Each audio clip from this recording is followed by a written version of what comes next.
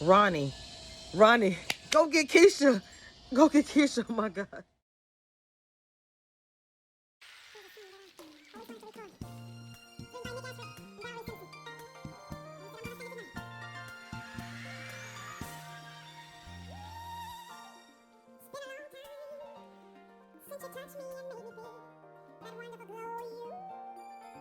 My heart is still beating fast from this episode. The episode, this picture. Hold on, let me paint this picture for you. All you hear is some nasty, like, I don't know, to me it was a nasty dripping water. It just it's just all you heard. And then all of a sudden, as you go around the corner, as you look through this house, like, and I said, I know it's Keisha. I know it's her. She's in this bathtub, and you don't know who the man is. His back, or you see his arms, whatever. He said, when I saw you, you look like a prostitute, you look like a whore, whatever little name he gave her. Said, but daddy gonna clean you up, you gonna be clean for daddy, something like that. I'm like, yo, who is this? Because at first I thought Keisha was gone, but when I seen this picture of this room, as soon as I saw it, I said, Keisha is alive. And she's finished. She's going through something really, really, really bad.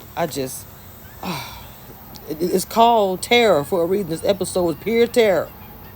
I know White Tie was mad. Let me tell you something. Candy did that. Yo, Candy did that. Okay?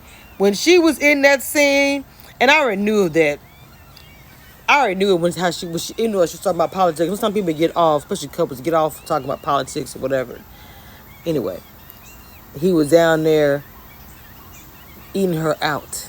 Anyway, and then he went to smashing the crap out of her. I was like, ooh. I ain't gonna, you know what? I ain't gonna say nothing. Anyway, they were getting doing their thizzle like any couple would be doing, taking care of business. Okay. Talking about politics and everything else. And she was saying that she suggested that, he need to be using Jake. And he's saying Jake's not like an accessory or whatever. He's talking all this stuff while they having sex, just FYI. But like I said, people get down like that. It is what it is. But that kind of took me off guard a little bit. Because like I said, he was smashing the crap out of her. I was like, damn. I was like, ooh. Let me get me some water after this scene. But people don't like Candy for this character. And I thought she played it. I thought she did what she had to do. Now, we all know that Emmett got this little side hustle. The evening after hour delight where little mama cooks up the meals and they serve it to the people. And he's getting paid some good coin off of it. And I knew Sonny would find out about it eventually. And so when they were at the barbecue spot today, he said, somebody said they saw you coming out of here after 2 in the morning and lit the lights on or something to that effect. And that was his opportunity to tell the truth, and he almost did, but he did not. And Sonny didn't say anything. So then all of a sudden, a lot of things came into events this afternoon that led to what's going to be next before poor little Emmett. So I want to talk about the children of the Shy. We got Mac, Daddy, Kevin, and Papa, and Jake. Jake is just Jake going on his way. Well, it was meant to be just dudes hanging out, but both the guys that are dating brought their girls along, and Jake wasn't having it for either one of them, really. They went to this so-called haunted house. Well, it wasn't haunted. And then when they went up there to this room, I don't know why they did all this. It's crazy. And then as soon as the power outage hit, they actually thought that it was real because the lights went out and all you can see is this silhouette or whatever it was, and the colors. Man, that was funny and real. Funny and real. So they had to end up leaving. The girls almost got into it because, the girls are from two different worlds. Papa and Kevin, his girl they call bougie, because she has money, right? So she's not going to see things the way she do. She's like, oh, let's just go walking. And everyone's like, I'm not about to die, because they're going to walk through gangs and stuff like that, gang territory. So Kevin and her left, and she was getting scared because, dude was mean, mugging and saying stuff. And she was like, ooh. They passed by the sidewalk, the flowers, and a candle for the young lady they found on the beach that they thought was KEISHA. And she was like, well, at least they have peace seeing the family. Well, Kevin's like, at least they know where she is, because they don't know where KEISHA is at this moment. Of course, we do. KEISHA's in there fighting. She is hitting the door. She's trying to break the window. She's trying to do everything to get out of there. She's getting frustrated. He up there telling her smile for daddy. She's lost. I'm like, I get out of here.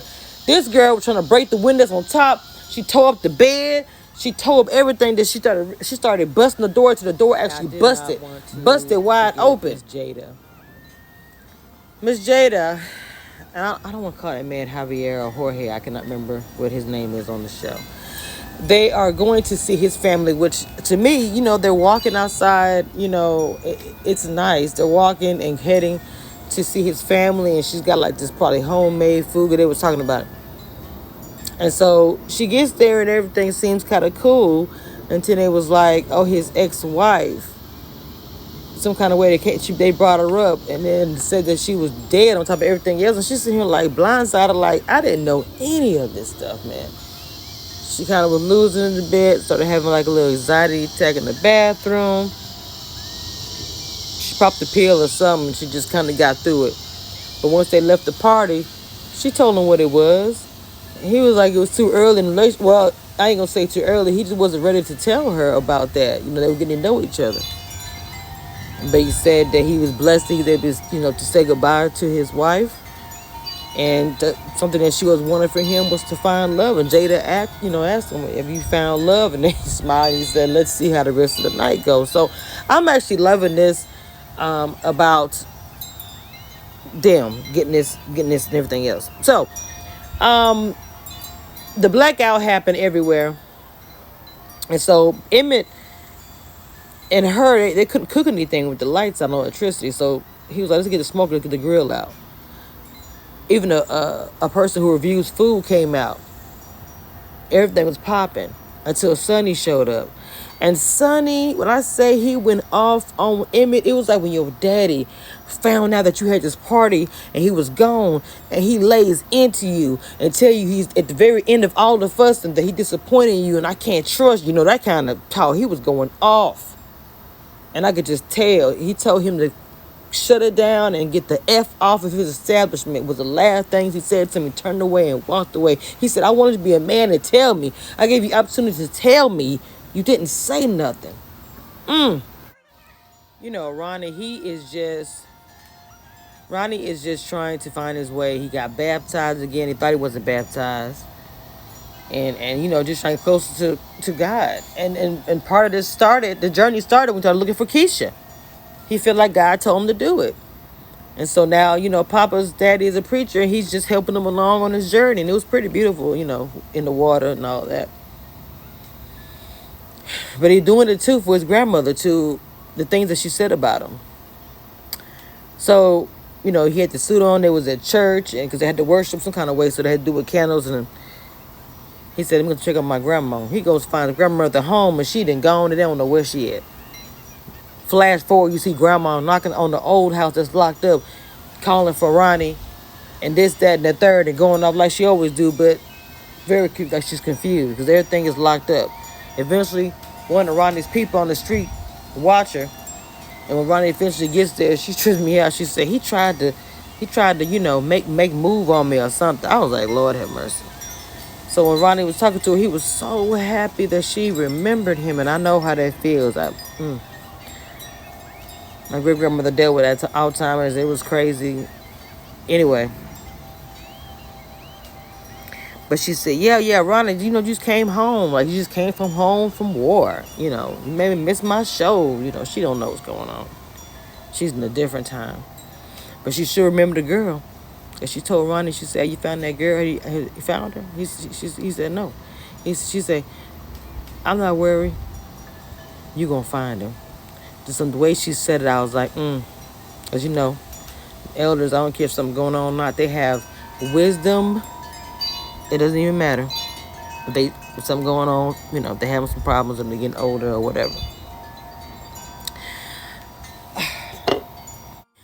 Jake, long lost brother, is trying to get custody. So, the people, the government, they come by and check out the house. They find this, that.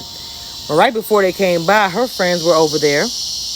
And they was, joking around, talking about going out for trade. And she's like, look, you need to be careful. Because if there are black girls getting snatched up around here all day, they don't even care what they're going to do about you. It's really, different. Was 2020, but the way they're giving these I'm not giving the transgender community, seeing them on screen, it's pretty dope. It really is. And seeing them, doing their thing, I love the storyline, because regardless of what, like she has a past, because she was like about to leave and he was like, I got a past too.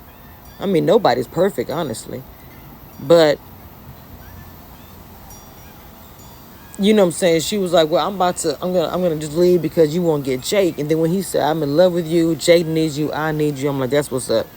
I said, I have a feeling they're gonna get Jake. I don't know why I had a feeling they're gonna get Jake. It just seemed like the three of them dynamic. I think that I don't know. I think that they'll make a cool family. I thought that in the beginning when they first got there and I saw how she was, especially when she was trying to go find KEISHA. I was like, ooh, they're going to be a good family. And I believe he going to get that baby away from that crazy nut. Now, he ran away because he was down there. And I'm telling you, when I saw the scene, Jake and his daddy was sitting there listening to music and jazz. And it was like vibing. I was like, okay, I can tell Jake is looking like, man, this is my dad. This is my dad. Then all of a sudden, somebody called him on the phone or text him and said, hey, come step outside. He go step outside. This dude spray painted a sign saying he's not somebody or whatever.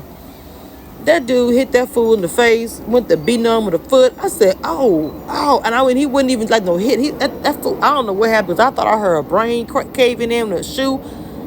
Jake seen that and he ran so fast. He ran right to his big brother and just fell into his arms and was just upset. I mean, that was just a horrible thing. So I said, when Jake asked him, can I go? Why did he just say, no, won't you stay here and listen to the rest of the album? I didn't understand that.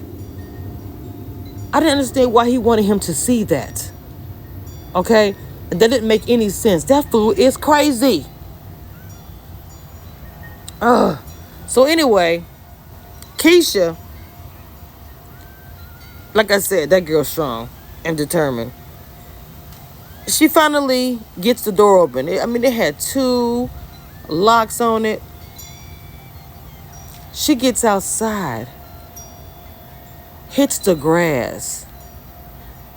When she hit that grass, I said, if you don't get up, I'm like, what is she doing? I said, because you ain't out the woods yet, girl. So she falls on the grass. And understandably so, the turmoil, everything. But I would have ran till I got to the neighbor house and said, I've been kidnapped. I'm on the news for I don't know how long. Call the police or whatever it is. And I still wouldn't do the sigh of relief and tell from my mama and my people in the shower, in my room. And he was getting locked up and. So Ronnie was walking. They were going back and forth. Ronnie was walking. I don't know. He started walking, and then all of a sudden, when she was all happy, he came out. I'm trying to see who he was. I was like, is he a character?